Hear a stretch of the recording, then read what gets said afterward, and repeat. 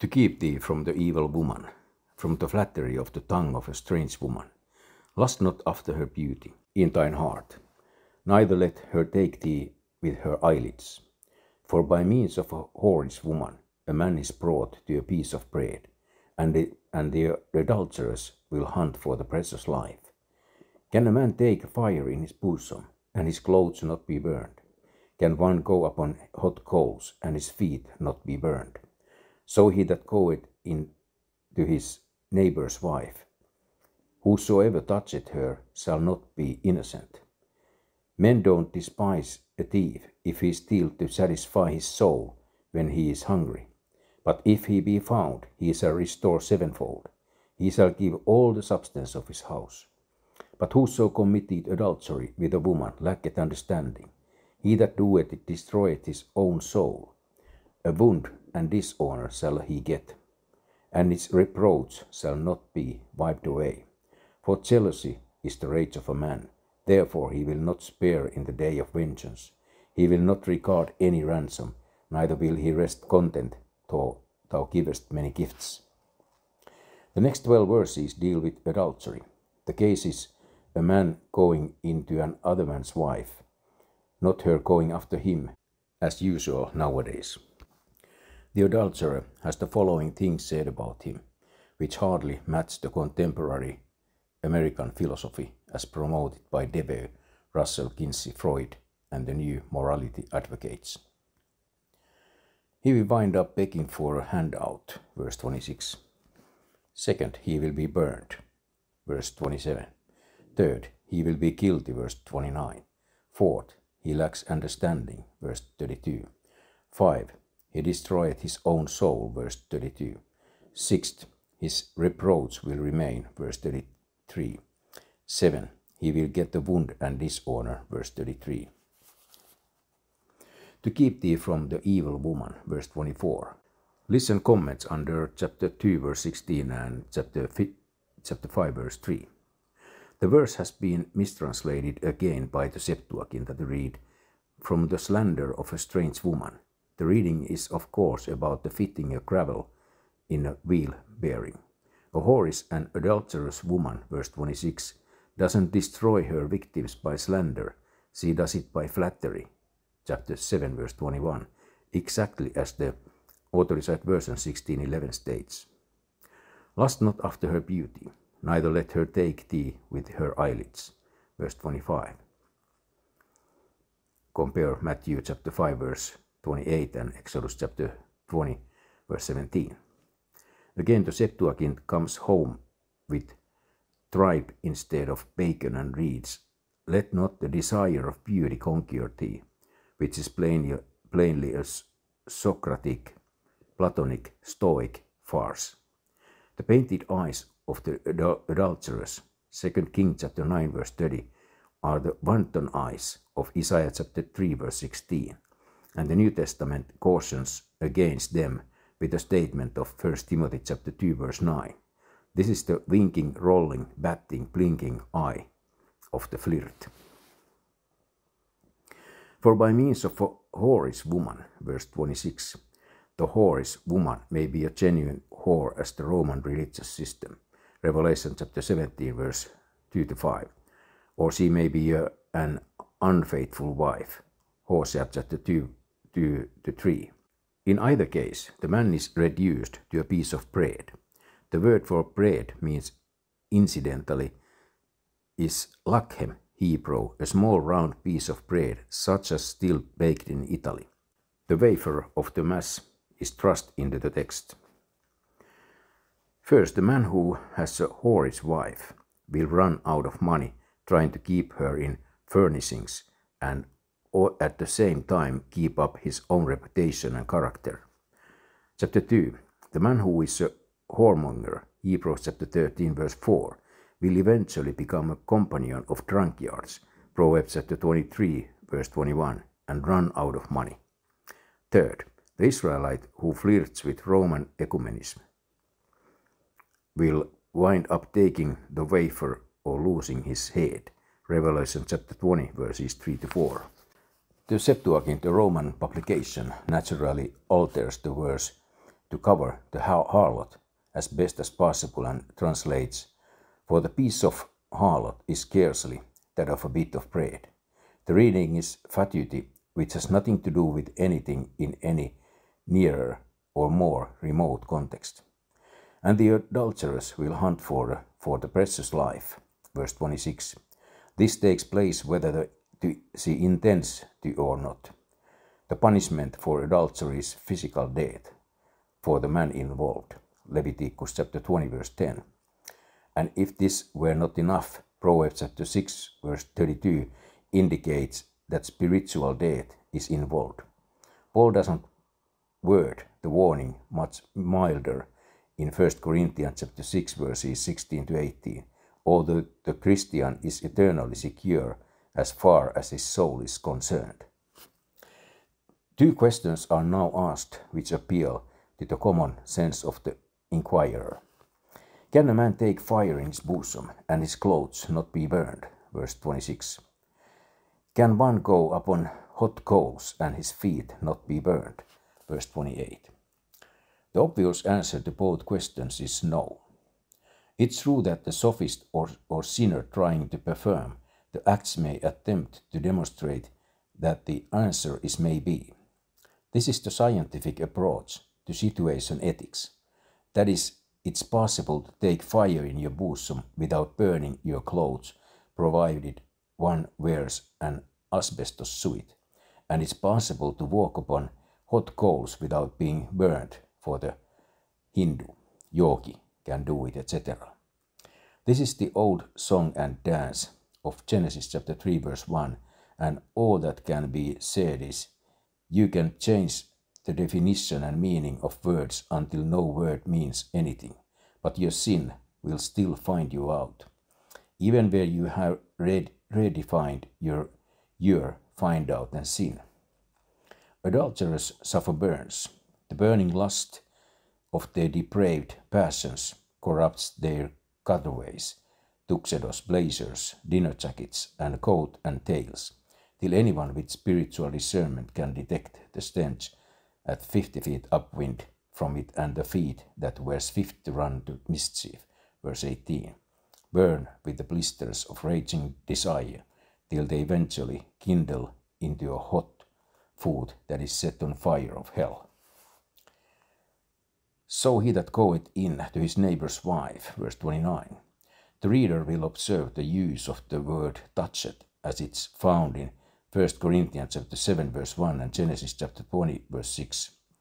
Men don't despise a thief, he shall give all the substance of his house, verse 30 and 31. Both Bullinger and the Septuagint alter the verse.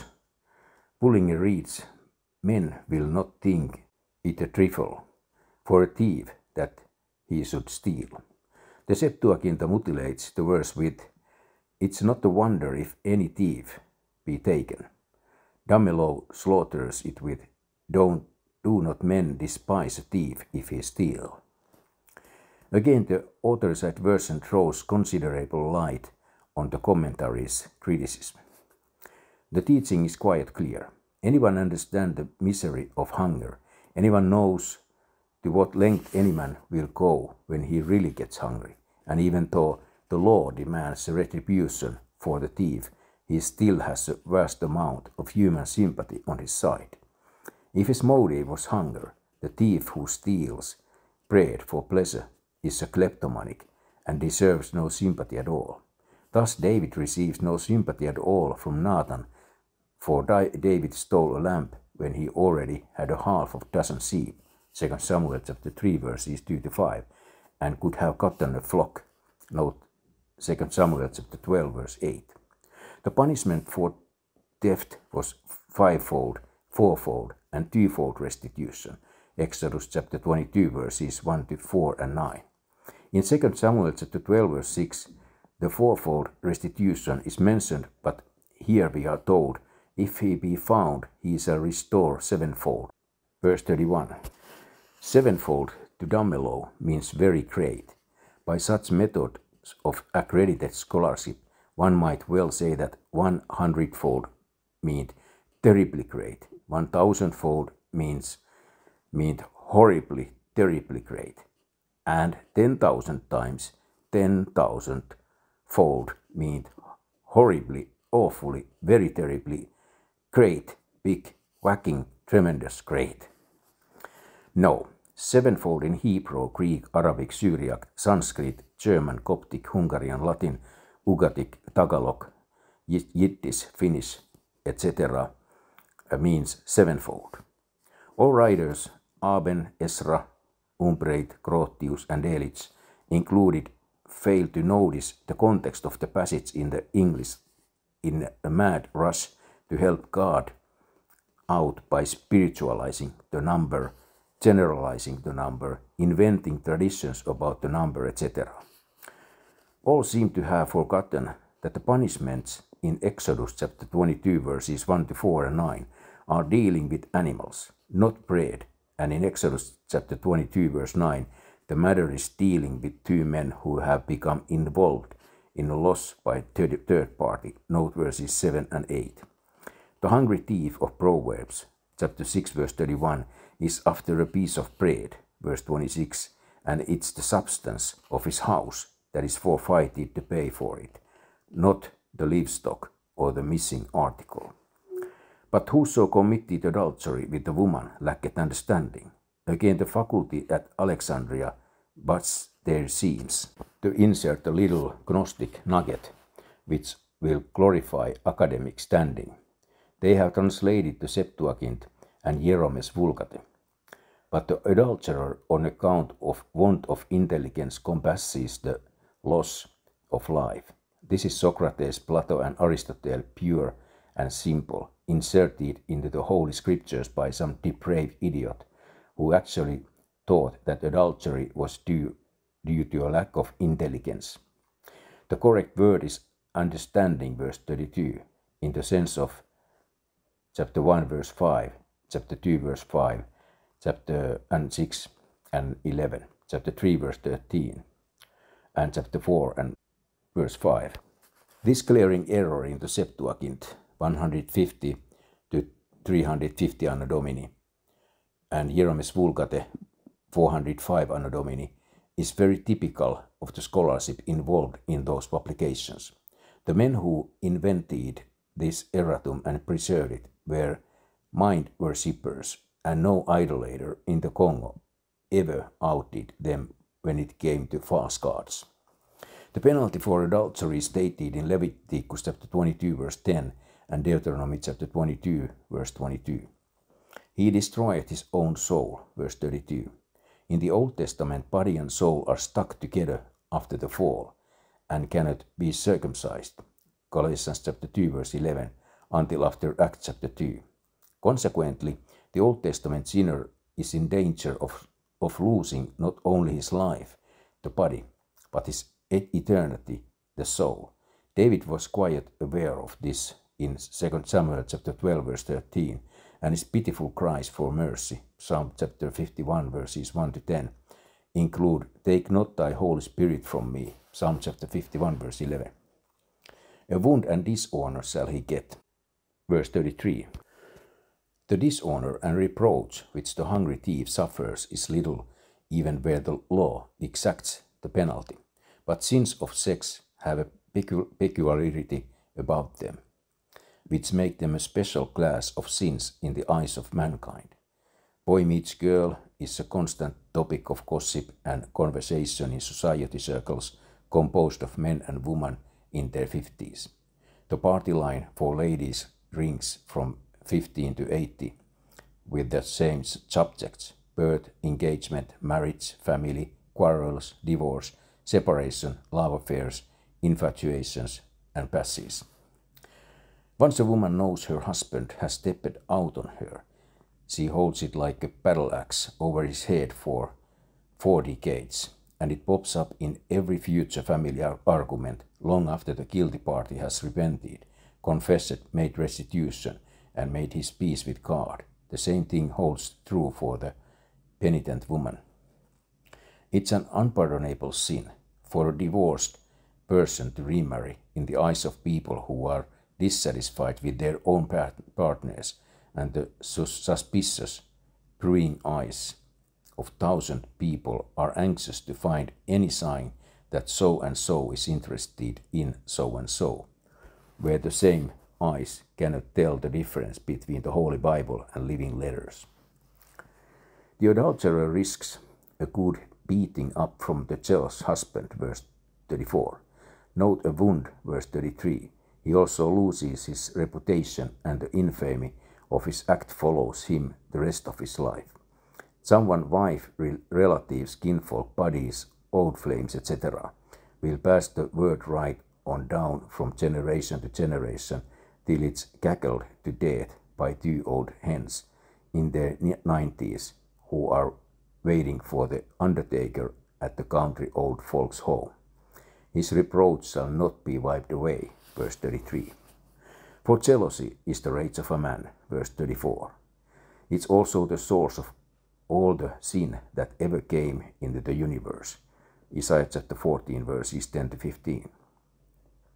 The motive behind the first murder, 1 John chapter 3, verse 10, and the motive behind the betrayal and crucifixion of God's Son, Mark chapter 15, verse 10.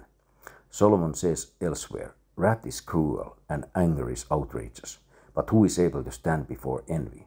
Proverbs chapter 27, verse 4. And still further, jealousy is cruel as the grave. Song Solomon chapter 8, verse 6. Any parent has seen this trait of human nature in full bloom. You can't have it, it's mine. I got one too, so there. You wouldn't let me play with yours, so you can't play with mine. How come you get one and I don't? Daddy said he would get me one of those, etc., etc.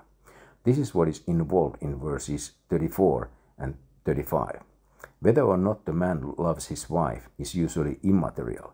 The point is he at last has a good reason to be indignant and self-righteous and make the most of injured innocence. Few men will let the opportunity go.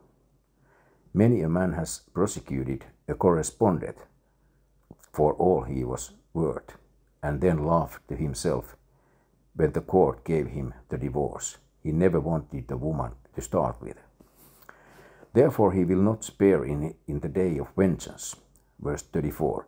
Practically, this refers to the day in court, Job chapter 14, verse 13, when he will have a chance to prove how greatly he has been wronged.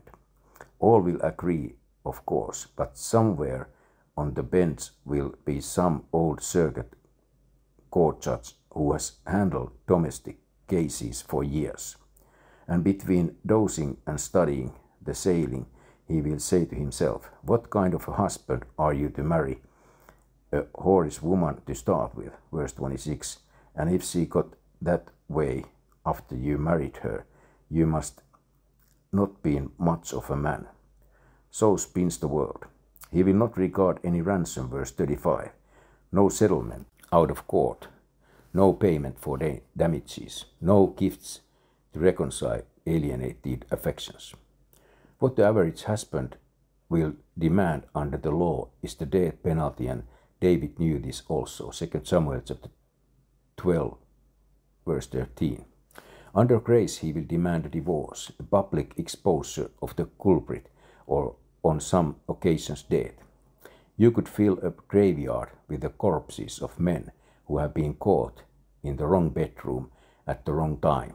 There was one man who learned a moral lesson without wound or dishonor, at least not publicly, but he learned it by standing still 8 hours in a clothes closet while the woman's unsuspecting husband retired with his own wife in the same room. Every 15 minutes the closet occupant could hear his lover begging her husband to go to the grocery for some milk, to the drugstore for some Pepto-Bismol, to the backyard to see if the dog was tied up, or at least to the front door to see if it was locked. But her husband was tired. He went right to bed, and only by the wildest stratagem was the woman able to prevent him from opening the closet to get a clean pair of pyjamas off the top shelf. The adulterers stood and sweated till 6 in the morning, and fortunately for him, the man dressed and went to work without checking the closet. If he had opened it, he wouldn't rest content, though thou givest many gifts. Verse 35. It would have been 2 black eyes, a busted jaw, and perhaps a 45 slug in the back.